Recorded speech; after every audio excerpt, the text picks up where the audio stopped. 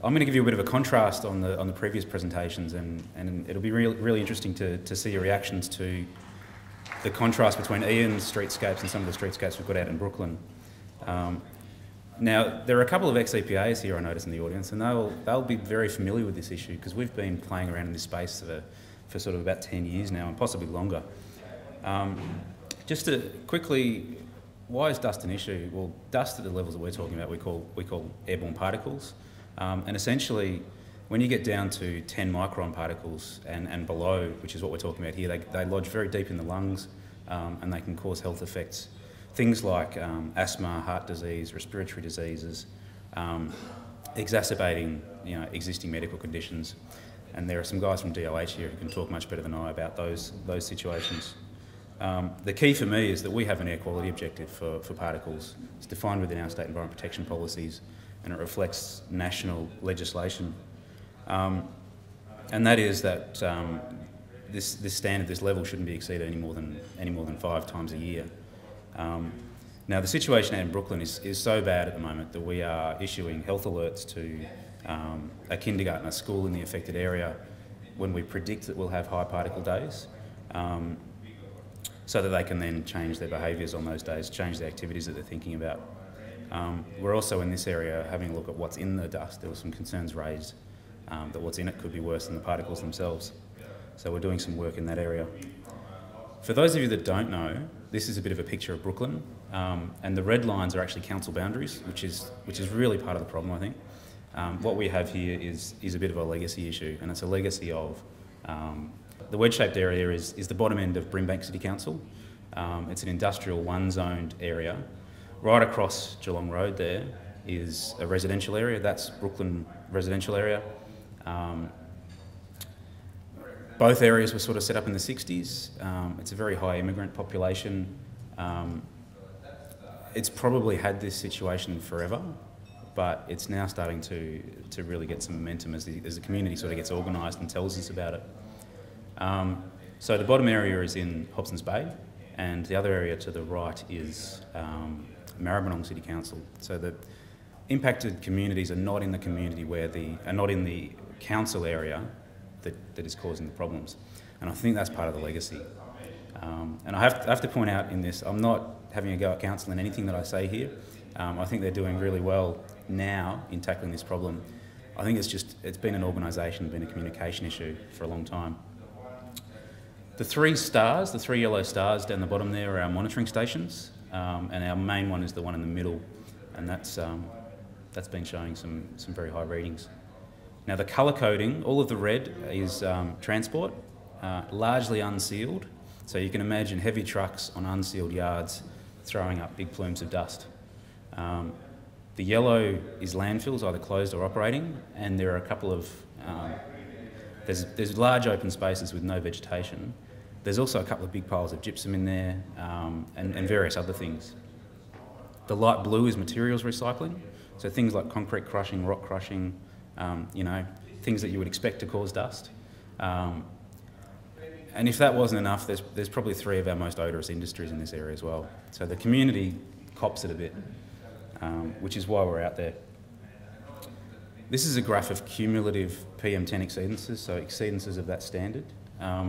And you can see the green line is the actual standard, so that's 5 exceedances per year.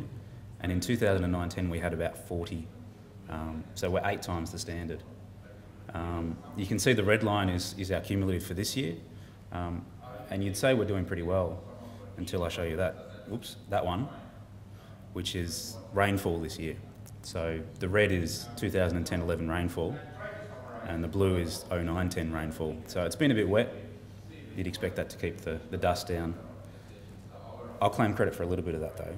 Or I'll give credit to Paul actually, because he's actually doing all the work. And there's been a lot of work done by us, by councils, by Vic Roads and various others. But you can see even here, our target we set for this year was to reduce exceedances by 50%, basically because we had to pick a number. You have to give yourself a target.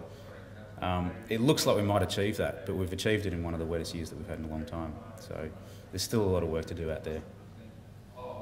And you can see we actually got to the standard in July.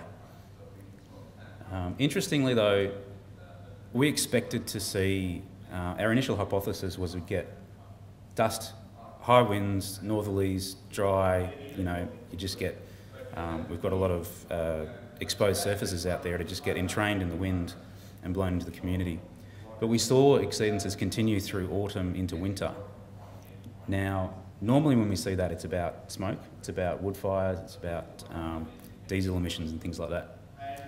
When we did the test though, we found that it wasn't.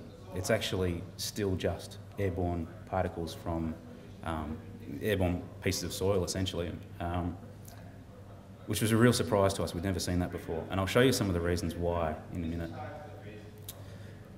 But given that data and given the issues that we have out there, out of our corporate plan this year, one of our objectives is to improve air and water quality, as you'd expect from the EPA. 2 out of the 3 objectives in there related to Brooklyn. So that's how seriously we're taking it and the amount of resources that we're putting into it. So as I said, there's a lot of industrial sources in the area, but there's also unsealed roads and road verges. And what we're finding is that mud that gets dragged onto those roads dries very quickly and gets remobilised by that heavy vehicle traffic that we see out there, and large unsealed areas as well.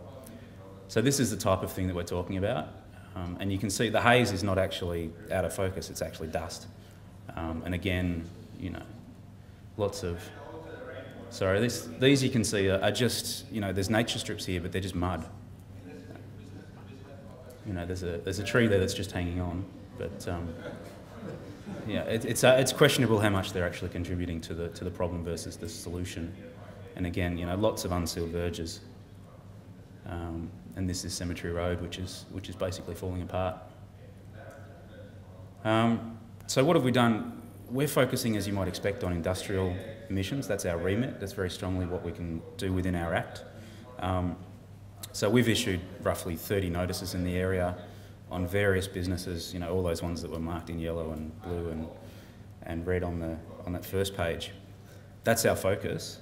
And our focus at the start was, we told them in February last year there's an issue out there, we need to address this. So we issued some generic notices out there, said no dust beyond the boundary, that's the objective that we're trying to reach. We also provided them with some support. We provided a consultant, someone that we'd hired to get out there and tell them, these are the things you can do to improve. We're now moving out of that space and into the compliance and enforcement space, and we're starting to get some fines out there.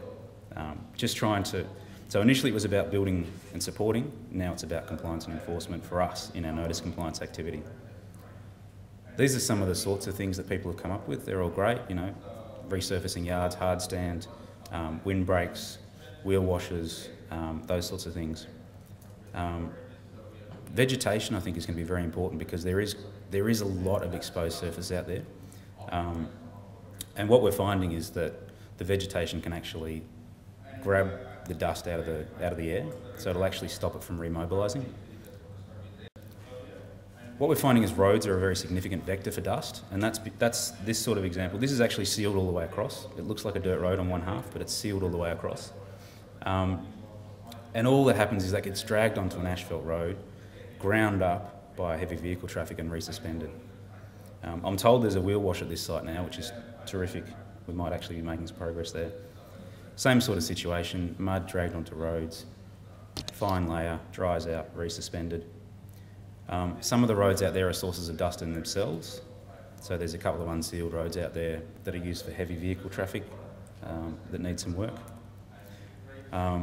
There's a couple of roads out there that are basically in depressions, so they're ponds, and again, mud onto roads.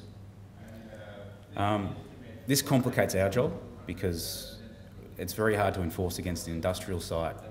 We say there's dust coming off in an industrial site, when they can point to a photo like that, it makes it very difficult for us. So we're working very strongly with Brimbank Council in that case, and with Maribyrnong and Hobson's Bay and a couple of others to fix those roads and to improve maintenance. So how does all that relate to greening the West? Dust suppression is key, and stopping that remobilisation is one of our key factors. We can stop the industry, we can stop the dust coming off industrial premises. We can't do much about the roads, and we can't do much about the verges. So if we can actually knock the dust out of the air and get it to stay in that substrate, we'll achieve what we want to achieve. So this, I don't know much about this area, but our principal scientist, when we told her about this activity, was very excited. And these were the reasons that she gave. So effectively it's about creating windbreaks and keeping moisture in the soil. The denser the better, as you'd expect, and keeping that moisture in. So I'll pretty much finish up there. I just wanted to remind you, though, that even our target this year is 4 times the standard. We hope our eventual goal here is to get down below that standard. We're getting to the point now where we're saying that no dust, like any dust in the air, any dust exceedances above this threshold, which is 50 ppm for anyone who's interested, causes health effects. So really, the more vegetation we can get in the area, the more coverage, the more sealing, the better.